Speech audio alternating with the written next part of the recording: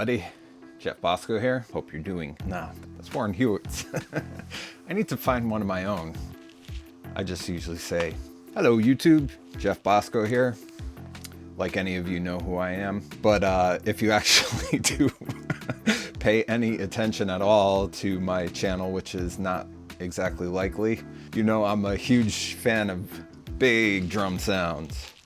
A video by the channel called Ultimate Studio Inc. came up in my YouTube feed kind of randomly, and I had seen this video before, and it's about sticking a 57 right on the wall, barely enough space so it's not touching the wall. And he did this thing where he kind of said, you know, and I'm getting this mic as close to the wall as I possibly can.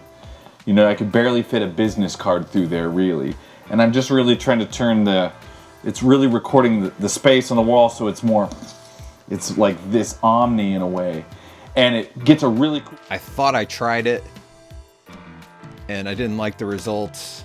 Maybe I wasn't doing it right when I tried it the first time, but when I was watching the video a couple weeks ago, something went off in my brain, because when he did that, I was like, wait a minute.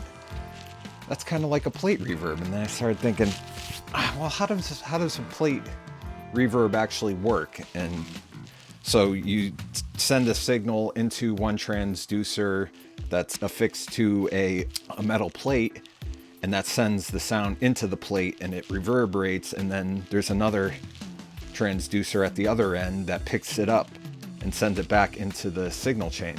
Right then, a light bulb went off in my head. I was like, I wonder if I could try this thing with just sticking a piezo up against the wall. Luckily, I had one of these lying around.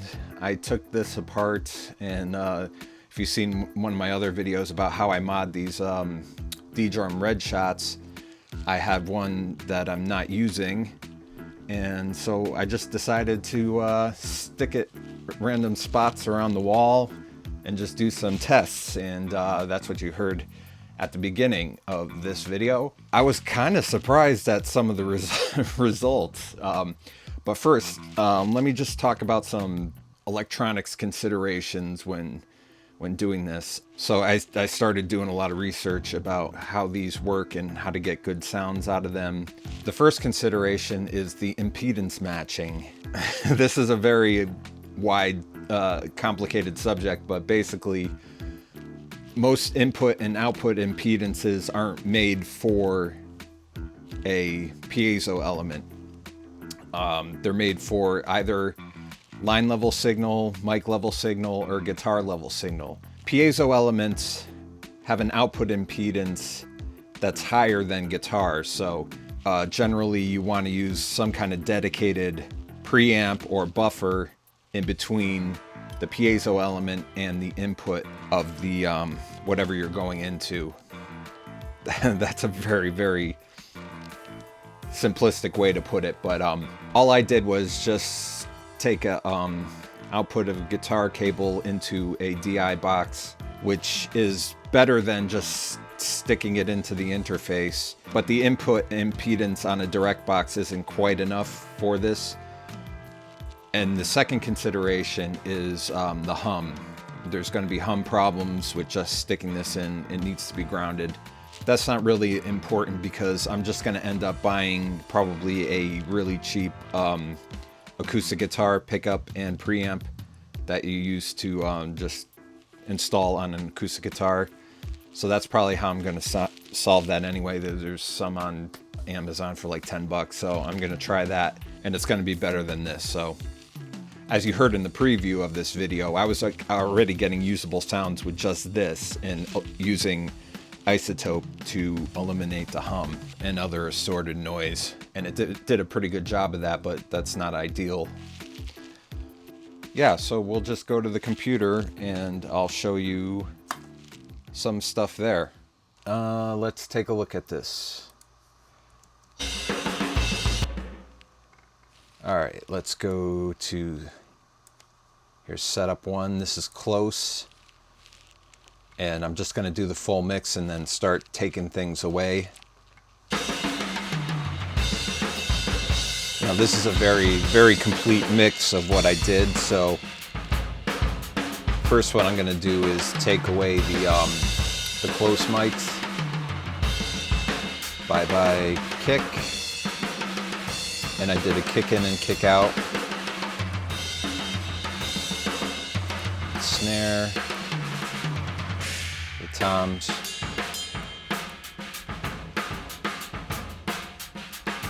And that's just the overheads, the worst mic, the room, and the piezo. I'm going to take away the room mic, the overhead, the worst, and then the room.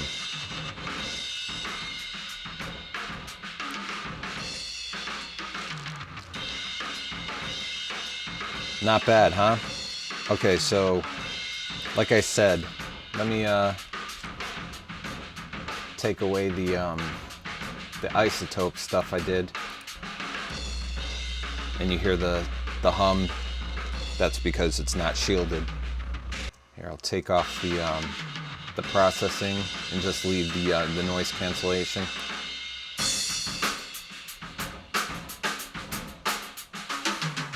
That is a surprisingly usable sound.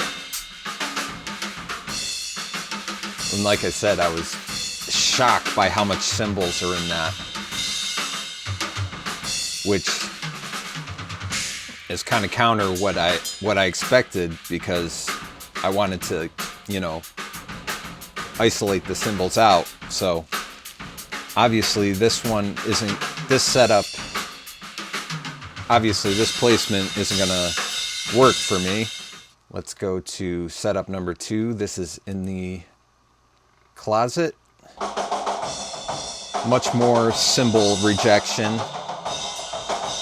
but because it's just on that wood paneling that has that really strong, like, what is it, like 600 to 800, 600 to 1K resonant frequency, that's not going to work either. And here is outside in the hallway on the sheetrock. Still a surprising amount of cymbals, but very, very easy to get rid of.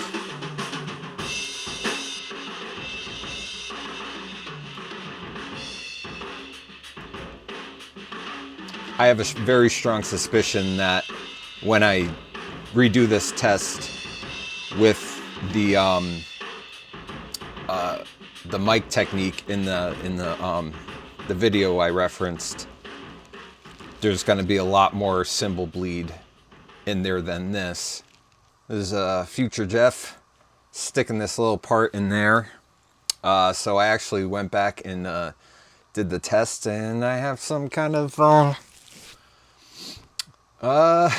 confession to make. So, all right, so here's the setup with the piezo on the wall, on the outside in the hallway.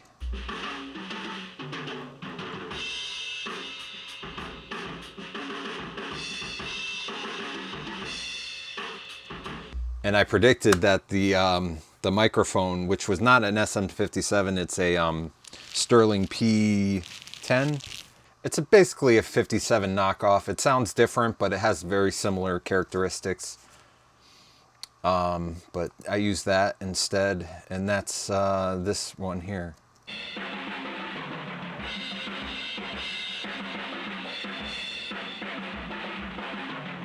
And I predicted that that would have more cymbal bleed in it.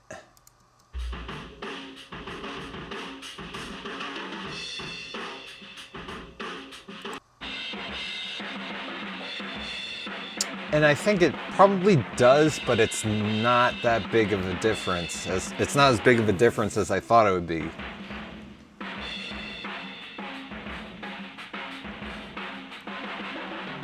Let me play the full mixes of both, and I'll go A/B them.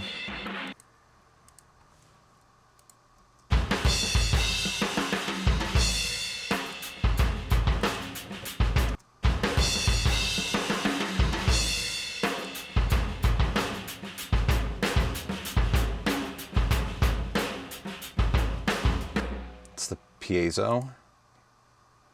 Here's the mic.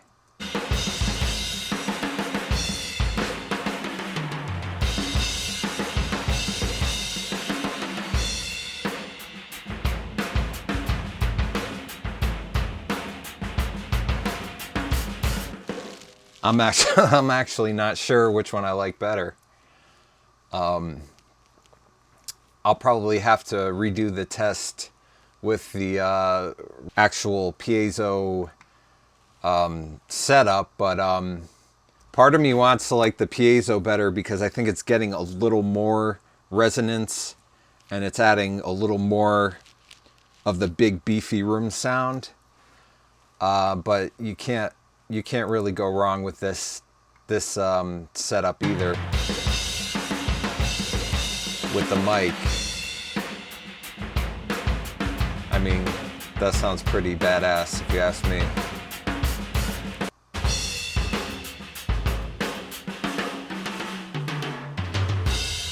But yeah, I think the piezo is going to pick up more of the vibration from the wall than the mic will, because it's taking up a lot of the energy from the actual sound coming out of the doorway into the hallway, rather than mostly from the wall. So I think both sound great. Both sound great. I don't know why I've tried this before and it's not, and it didn't work for me with the mic against the wall, but I guess I've learned a few things here or there over the years, and it's good that this video inspired me to go back to it. So either way, I'm just going to post this video even though it didn't turn out the way I expected. So I'm fine with that. If anything, this is just to show off my drum recording mixing skills. So I'll start adding stuff back in.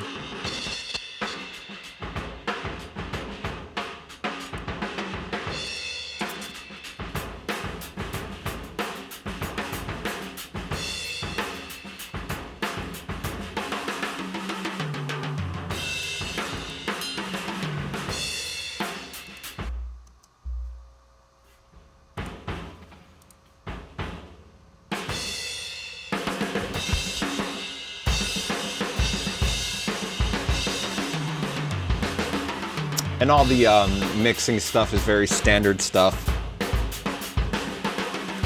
I have there is reverb on there.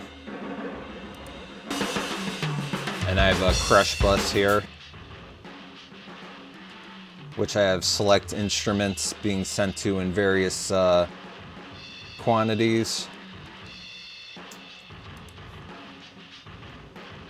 And if anybody wants me to go into the mix details anymore, or the mic setup, I would be happy to do that too.